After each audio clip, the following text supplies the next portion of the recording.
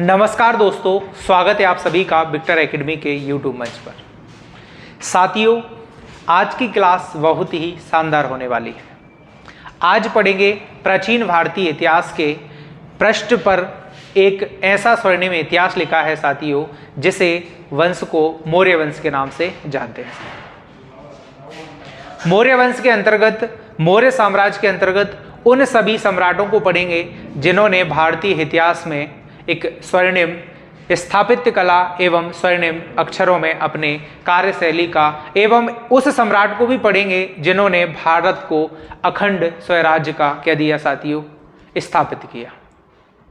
सम्राट अशोक को पढ़ेंगे दोस्तों। तो प्रारंभ करते हैं, देखिएगा, चलिएगा।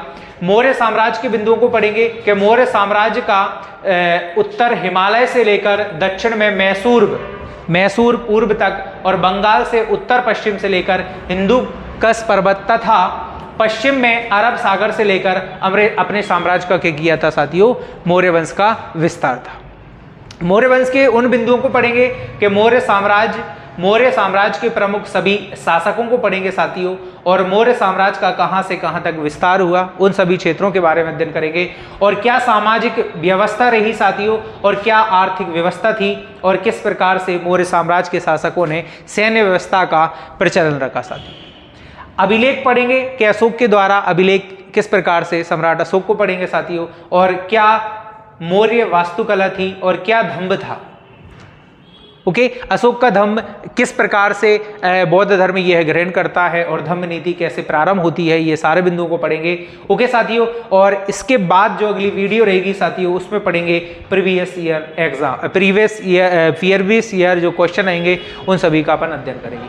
पूरा मौर्य साम्राज्य एक ही वीडियो में क्या कर देंगे साथियों, आज समाप्त कर देंगे। इसके संस्थापक से लेकर, इस वंश की स्थापना से लेकर और आखिरी सम्राट जो रहेगा इस वंश का, उस तक अपन पढ़ने वाले हैं। बढ़िएगा दोस्तों, चलते हैं आज के प्रारंभिक बिंदुओं को। देखिएगा, कौन सा वंश साथियों, मौर्य वंश या मौर्य साम्राज्य कैसे स्थापना होती है, उस पृष्ठभूमि को अपन समझते हैं दोस्तों। देखिएगा, नंद वंश के अंतिम शासक धनानंद को पराजित करके चंद्रगुप्त मौर्य ने मगध में मौर्य साम्राज्य की क्या की दोस्तों, स्थापना की। किस वंश की स्थापना की साथियों, मौर्य वंश की क्या करता है साथियों, स्थापना की। चंद्रगुप्त मौर्य ने कौन से वंश के बाद अपने वंश की प्रारंभ की साथियों, आपको पता होना चाहिए। नंद वंश का शासक, अंतिम शासक घनानंद, उसको पराजित करके नंद वंश यानी चंद्रगुप्त मौर्य क्या कर देता है, मौर्य वंश की स्थापना कर देता है। ओके, इनका जन्म हुआ था 2345 ईसा पूर्व पिपली वन गणराज्य में, जो वर्तमान गोरखपुर उत्तर प्रदेश राज्य में आता है। ओके, मृत्यु इनकी 298 ईसा पूर्व में हुई थी। आयु लगभग 47-48 की उम्र में इनकी मृत्यु हो जाती है। श्रवणबेलगोला में होती है। ओके, श्रवणबेलगोला यानी कि वर्तमान कर्नाटक में स्थित है। ओके, ये समाधि यानी कि श्रवणबेलगोला कर्नाटक के मैसूर चंद्रगिरी पर्वत पर ये समाधि लेते हैं। पदवी इन्हें सम्राट की पदवी है, और उत्तराधिकारी होंगे साथियों इनके बिंदुसार। कौन होंगे साथियों, उत्तराधिकारी बिंदुसार। कैसे ये जैन धर्म की संलेखन पद्धति से अपने प्राण देते हैं, वे सारे बिंदु में बताऊंगा। पत्नी साथियों दुर्धरा, जो महापद्म नंद की क्या थी साथियों, पुत्री, और हेलेना जो सेल्यूकस निकेटर की क्या थी साथियों, पुत्री। ओके, ये दो पत्नी हुई। माता का नाम महादेवी धर्मा था, और माता का नाम महादेवी धर्मा और पिता का नाम महाराज चंद्रवर्धन था। ओके, मौर्य वंश के, ये मौर्य वंश का जो संस्थापक हुए चंद्रगुप्त मौर्य के प्रारंभिक बिंदु है। ओके, संक्षिप्त सार है। और मौर्य वंश के बारे में अगर जानकारी मिलती है तो साथियों, एक तो साहित्यिक स्रोत है अर्थशास्त्र, इंडिका, मुद्रा राक्षस, जैन एवं बौद्ध ग्रंथों में इस वंश के विषय में उल्लेख है। पुरातात्विक साक्ष्यों के बारे में बात करें तो अशोक के अभिलेख में, इनके अशोक ने जो अभिलेख लिखवाए साथियों, उसमें ये है। जूनागढ़ अभिलेख में उल्लेख है। रुद्रदामन अभिलेख में इस वंश के बारे में क्या मिलता है साथियों, उल्लेख मिलता है। अब पढ़ते हैं प्रारंभिक बिंदुओं को। देखिएगा दोस्तों, नेक्स्ट विस्तार देखिएगा। चंद्रगुप्त मौर्य वंश की स्थापना की थी। ओके, चंद्रगुप्त मौर्य ने मौर्य वंश की स्थापना एक विस्तृत साम्राज्य या विस्तृत राज्य की साथियों स्थापना की। उसने उत्तर में हिमालय से लेकर दक्षिण में मैसूर के पूर्व और बंगाल से उत्तर पश्चिम और हिंदूकुश पर्वत यानी पश्चिम में अरब सागर तक अपने साम्राज्य का क्या कर दिया था साथियों, विस्तार कर दिया था। अगर ये बिंदु अपन समझने का प्रयास करते हैं, यहाँ पे अगर उत्तर देखते हैं, यहाँ पर अगर दक्षिण देखते हैं साथियों, और यहाँ पर अगर अपन देखते हैं साथियों पूर्व, और यहाँ पर देखते हैं पश्चिम, क्या देखते हैं साथियों, पश्चिम, यानी कि यहां से लेकर यहां तक और यहां से लेकर यहां तक इनने क्या कर दिया था साथियों, स्थापना कहां से कहां तक क्षेत्र, ये मैं बिंदु बताऊंगा सारे के सारे।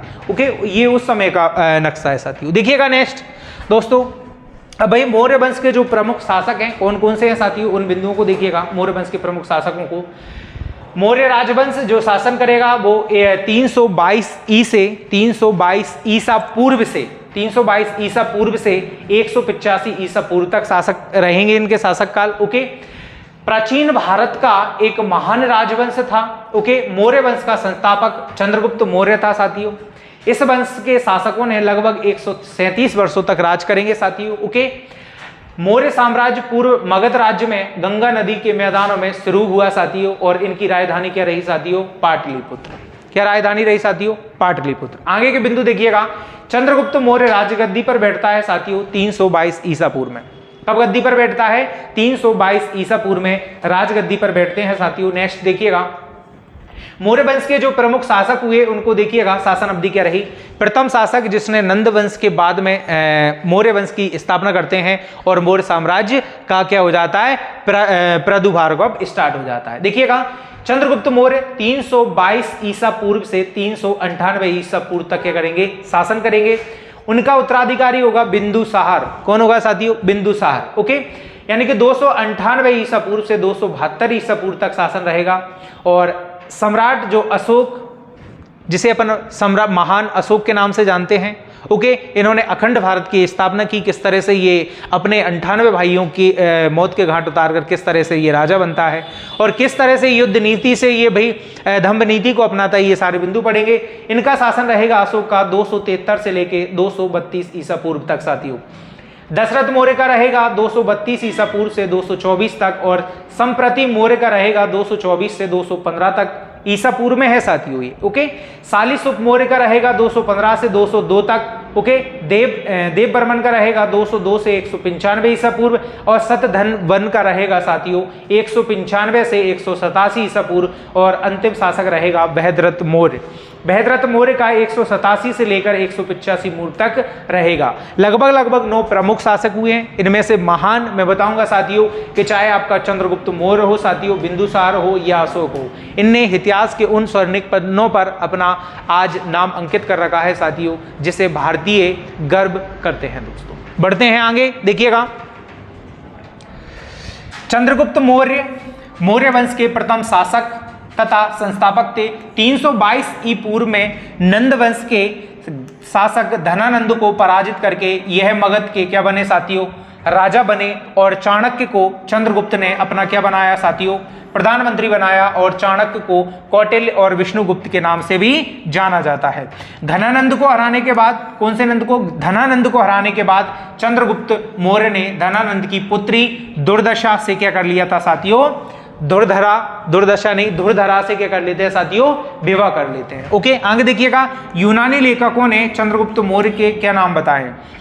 प्लूटार्क एक बहुत बड़े यूनानी दार्शनिक हुए हैं, उन्होंने एंड्रोकोटस कहा है, और जस्टिन ने सेंड्रोकोटस के नाम से बताया है, और 1793 में सर विलियम जोन्स ने सर्वप्रथम यह बताया कि यह नाम किनके हैं भाई, चंद्रगुप्त मौर्य के हैं साथियों। ओके, सिकंदर का सेनापति थल सेनापति सेल्यूकस निकेटर था साथियों। ओके, तथा जल सेनापति कौन था साथियों, निकार्कस था, नियारकस था। क्या साथियों, नियारकस। अब आगे के बिंदु देखिएगा, सिकंदर का थल सेनापति सेल्यूकस निकेटर और जल सेनापति नियारकस था। ओके, 305 ई में सेल्यूकस निकेटर ने मगध पर क्या कर दिया था साथियों, आक्रमण किया था। ये पता होना चाहिए कि 305 ईसा पूर्व में सेल्यूकस निकेटर ने मगध पर क्या किया था दोस्तों, आक्रमण किया था। ओके, किंतु चंद्रगुप्त मौर्य ने उसे क्या कर दिया था साथियों, पराजित कर दिया था। ओके, और उसकी जो पुत्री थी कार्नेलिया, जिसे अपन हेलेना के नाम से जानते हैं, उनसे क्या कर देते हैं साथियों, ये विवाह रच लेते हैं, शादी रच लेते हैं। ओके, युद्ध की शर्तों के अनुसार सेल्यूकस निकेटर ने 4 प्रांत यानी कि काबुल, गंधार, हेरात और मकरान किसको भेंट कर दिए साथियों? चंद्रगुप्त मौर्य को दे देता है। ओके, युद्ध होता है, पराजित हो जाता है, लेकिन शर्तों पर युद्ध नीति अंतिम पड़ाव आता है। ओके, आगे देखिएगा, चंद्रगुप्त मौर्य ने 500 हाथी सेल्यूकस निकेटर को क्या किए दोस्तों? भेंट किए। और सेल्यूकस निकेटर ने अपना एक राजदूत मेगास्थनीज चंद्रगुप्त मौर्य के दरबार में भेजा। ये क्वेश्चन कभी कभी आता है कि सेल्यूकस निकेटर ने अपना राजदूत किसके राज दरबार में भेजा था या किसके दरबार में भेजा था? तो सेल्यूकस निकेटर ने अपना राजदूत मेगास्थनीज को चंद्रगुप्त मौर्य के दरबार में भेजा था साथियों। ओके, आगे देखा बिंदु देखिएगा, मेगास्थनीज की जो पुस्तक है उसका नाम है साथियों इंडिका, और मौर्य वंश की जानकारी इसमें मूलतः मिलती है दोस्तों। ओके, आगे का देखिएगा, जैन गुरु भद्रभाव से प्रभावित होकर चंद्रगुप्त मौर्य ने जैन धर्म को क्या कर लिया था दोस्तों? अपना लिया था। जैन गुरु थे भद्रभाव, और उनसे प्रभावित होकर ही उन्होंने कौन सा धर्म अपना लिया था साथियों? चंद्रगुप्त मौर्य ने कौन सा धर्म अपना लिया था? जैन धर्म अपना लिया था। और कर्नाटक में, वर्तमान कौन से राज्य? कर्नाटक में श्रवणबेलगोला या में 298 ईसा पूर्व में कौन सी विधि द्वारा भाई? संलेखना विधि द्वारा अपने क्या कर देते हैं? प्राण त्याग देते हैं 298 ईसा पूर्व में। ओके, चंद्रगुप्त मौर्य जैन धर्म अपनाने के बाद संलेखना पद्धति से क्या अपने प्राण त्याग देते हैं। ओके, आगे के बिंदु देखिएगा दोस्तों नेक्स्ट। इसके बाद शासक बनते हैं साथियों बिंदुसार। कौन बनते हैं साथियों? बिंदुसार। बिंदुसार चंद्रगुप्त मौर्य का उत्तराधिकारी बना, और इनकी माता का नाम दुर्धरा था साथियों। क्या था? दुर्धरा। ओके, बिंदुसार को अमित्र घात भी कहते हैं। बिंदुसार को क्या कहते हैं? अमित्र घात भी कहा जाता है साथियों। ओके, जिसका अर्थ होता है अमित्र घात का शत्रुओं का नाश करने वाला। क्या करने वाला साथियों? शत्रुओं का नाश करने वाला।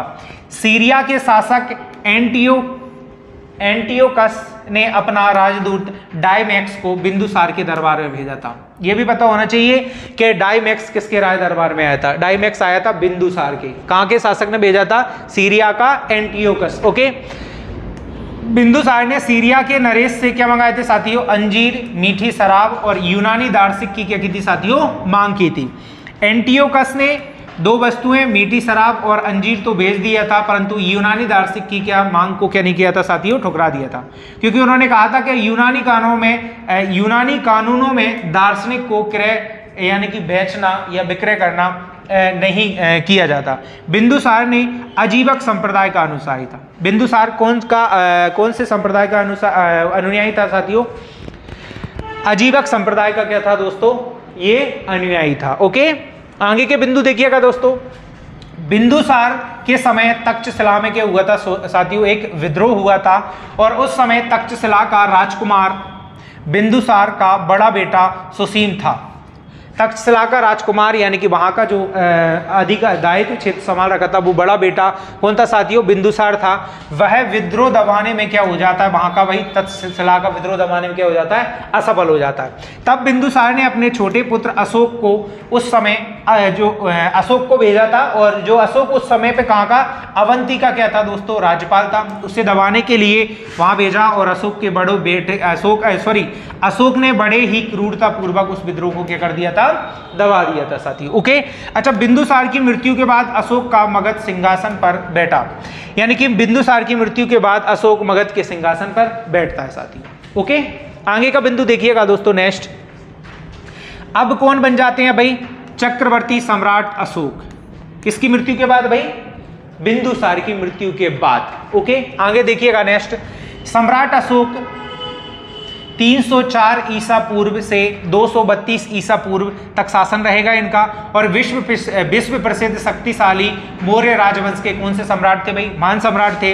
अशोक बौद्ध धर्म के सबसे प्रतापी के हुए साथियों सम्राट हुए, और सम्राट अशोक का पूरा नाम देवान प्रिय था, यानी कि राजा प्रियदर्शी, देवताओं का प्रिय, ऐसा राजा जो देवताओं का प्रिय था। ओके, उनका राज्यकाल 269 से 232 ईसा पूर्व तक रहेगा। 273 से 269 4 वर्ष गृह संघर्ष चलेगा, मैं बताऊंगा गृह युद्ध कैसे। मौर्य राजवंश का चक्रवर्ती सम्राट मौर्य साम्राज्य उत्तर से हिंदू कश और तक्षशिला से श्रेणियों से लेकर दक्षिण में गोदावरी नदी और सुवर्ण पहाड़ी से दक्षिण मैसूर तक, पूर्व से बांग्लादेश, पाटलिपुत्र, पश्चिम अफगानिस्तान, ईरान और बलूचिस्तान तक अपना क्या कर देगा साथियों?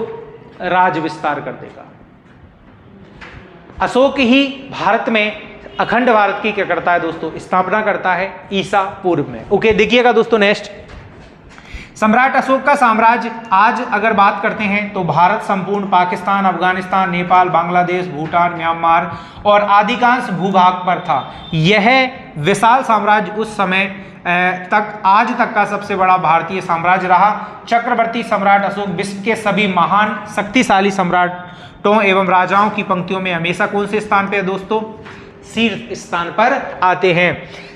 सम्राट अशोक को चक्रवर्ती सम्राट अशोक कहा जाता है, जिसका अर्थ होता है सम्राटों के सम्राट। यह वह स्थान जहां भारत में केवल सम्राट अशोक को ही मिला है। यह भारत में किस को मिला है भाई, सम्राटों के सम्राट यानी कि चक्रवर्ती सम्राट केवल अशोक को ही ये प्राप्ति क्या है, उपाधि प्राप्त है दोस्तों। देखिएगा नेक्स्ट, मैं इनके जन्म बिंदुओं के बारे में बता देता हूं। अशोक का जन्म दोस्तों, अशोक का जन्म 304 ईसा पूर्व में पाटलिपुत्र में हुआ था। बौद्ध ग्रंथों के अनुसार अशोक ने राजा बनने के लिए अपने 99 भाइयों की क्या कर दी थी साथियों, हत्या की थी। और 269 ईसा पूर्व में अशोक का क्या हुआ था साथियों, राज्याभिषेक हुआ था। अशोक की माँ का नाम सुभद्रांगी था। क्या था साथियों, सुभद्रांगी था। ओके, राज्याभिषेक के 8वें वर्ष बाद यानी कि 261 ईसा पूर्व में अशोक ने कलिंग पर क्या किया था साथियों, आक्रमण किया था। कलिंग को जीत लिया और कलिंग में हुए भीषण युद्ध के बाद यानी कि उस नरसंहार को देखते हुए अशोक का क्या हो गया था साथियों, हृदय परिवर्तन हो जाता है। इसके बाद अशोक ने कौन सा धर्म अपना लिया था साथियों, बौद्ध धर्म अपना लिया था। और बौद्ध धर्म की शिक्षा को उपगुप्त ने दी थी। बौद्ध धर्म की शिक्षा किसने दी थी साथियों, उपगुप्त ने दी थी। कलिंग का युद्ध 261 ईसा पूर्व में हुआ था। ये पता होना चाहिए आपको, कलिंग के युद्ध के बाद सम्राट अशोक ने कौन सा धर्म अपना लिया था, बौद्ध धर्म। अच्छा, ये इस युद्ध के बाद कैसे अपना लिया था, क्योंकि मौर्य वंश के जो पहले शासक हुए यानी कि चंद्रगुप्त और उनके बिंदुसार, उन्होंने कभी भी कलिंग को जीता नहीं था। तो कलिंग यानी कि मौर्य साम्राज्य पर कलिंग जो राज्य था उसका क्या बना हुआ था साथियों, एकदम अपमान लगता था। उन्हें कभी भी न जीतने का क्या होता था साथियों, ये एकदम काले धब्बा था कि मौर्य वंश के शासकों ने कभी भी कलिंग को नहीं जीत पाया। इन्हीं सूरतों को देखते हुए कलिंग पर क्या कर देते हैं साथियों, वह आक्रमण कर देते हैं। यहाँ का राजा जो खारवेल था उस पर क्या कर देते हैं साथियों, आक्रमण कर देते हैं। भीषण युद्ध होता है और इस भीषण युद्ध में नरसंहार में, अच्छा इस युद्ध के बाद, इस युद्ध में कुछ ऐसे दृश्य हैं कि उनके बाद इनका क्या हो जाता है साथियों, हृदय परिवर्तन हो जाता है। कैसे भाई, कि इस युद्ध में बूढ़े बच्चे महिलाओं को क्या कर देता है, इनके सैनिक क्या कर देते हैं, नष्ट कर देते हैं, मार देते हैं, मौत के घाट उतार देते हैं साथियों।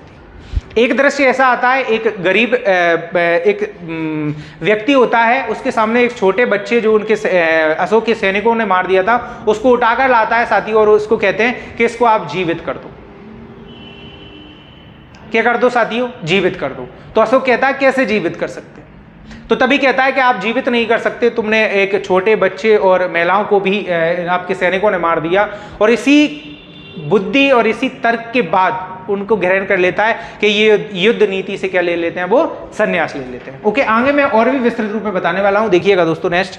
तो कलिंग का युद्ध 261 ईसा पूर्व में होता। कलिंग यानी कि वर्तमान उड़ीसा है साथियों, ओडिशा। ओके, आपको पता होना चाहिए। अगला देखिएगा दोस्तों नेक्स्ट, अशोक का बौद्ध धर्म उसका व्यक्तिगत धर्म था। उसने कभी भी बौद्ध धर्म को राजकीय धर्म घोषित नहीं किया था साथी, उसकी स्वेच्छा के अनुसार यह धर्म था। ओके, अशोक ने बौद्ध धर्म के प्रचार के लिए अपने बेटे और बेटी संघमित्रा को कहाँ पे भेजा था साथियों, श्रीलंका भेजा था। अशोक ने अजीबक संप्रदाय के लोगों के लिए गया में एक बराबर की पहाड़ियाँ, गया में बिहार में बराबर की पहाड़ियाँ हैं, ये बराबर नाम है पहाड़ियों का, उसमें 4 गुफाओं का क्या किया था साथियों, निर्माण करवाया था अजीबक संप्रदाय के लोगों के लिए। ओके, अशोक के अभिलेख शिलालेख, गुहालेख और स्तंभलेख, ये उनके साक्ष्य मिलते हैं, यानी कि बृहद और लघु स्तंभलेख और लघुलेख, इस प्रकार से उन्होंने स्थापना की थी। ओके, ये मैं बताऊंगा किस प्रकार के होते हैं ये साथियों। आगे देखिएगा दोस्तों, अशोक ने अपने अधिकतर अभिलेखों में अपना नाम देवानी प्रिय यानी कि देवताओं का पसंदीदा लिखाया है। मध्य प्रदेश में गुर्जरा तथा कर्नाटक में मास्की, नेदर और उदेलोगान अभिलेखों में अशोक का स्पष्ट नाम अशोक लिखा गया है। इनमें क्या लिखा गया है, अशोक लिखा गया है। राजस्थान के भाभू अभिलेख में, कौन से अभिलेख में, भाभू अभिलेख में अशोक ने खुद को मगध का क्या बताया साथियों, सम्राट बताया गया है। अशोक की धर्म यात्रा किस तरह से प्रारंभ होती है दोस्तों, देखिएगा।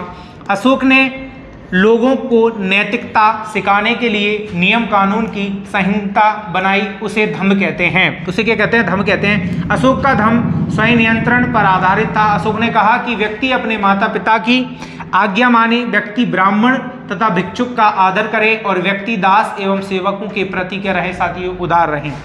व्यक्ति को व्यक्ति को जियो और जीने देव का क्या करना चाहिए? पालन करना चाहिए। यानी कि जियो और जीने देव का पालन करना चाहिए। ओके, अगला बिंदु देखें नेक्स्ट दोस्तों। सम्राट अशोक के द्वारा कितने अभिलेख लिखे गए साथियों? 14 अभिलेख लिखे गए। कितने? 14 अभिलेख उन्होंने लिखा है साथियों, 14 अभिलेख। देखिएगा प्रथम शिलालेख क्या है भाई साथियों? प्रथम शिलालेख इसमें अहिंसा पर बल दिया गया है और पशु बलि की क्या की गई है दोस्तों? निंदा की गई है। प्रथम अभिलेख ये कहता है। द्वितीय अभिलेख इसमें मनुष्य के साथ पशु चिकित्सा भी क्या की है साथियों? चर्चा की है। तृतीय शिलालेख में अशोक के 3 अधिकारी राजुक, युक्तुक तथा प्रदेशक का चर्चा की गई है, जो धम्म का क्या करते हैं? प्रचार के लिए।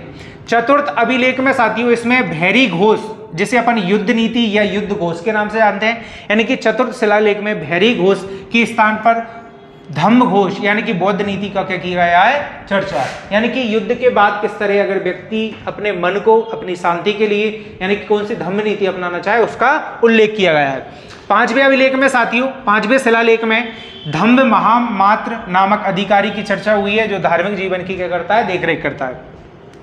6वें शिलालेख में इसमें अशोक ने कहा है कि मेरा अधिकारी जल कल्याण के लिए जब चाहे मुझसे मिल सकता है। ओके, 7वें अभिलेख में उन्होंने 7वें शिलालेख में कहा है कि इसमें अशोक ने विभिन्न धर्मों के वापसी समन्वय की बात कही है। यह सबसे बड़ा क्या है? शिलालेख है। ऐसा क्वेश्चन आ जाए सबसे बड़ा शिलालेख कौन सा है, तो सबसे बड़ा शिलालेख है 7वां शिलालेख। अगला देखिएगा 8वां शिलालेख। इसमें अशोक ने धम्म की यात्रा की चर्चा की है।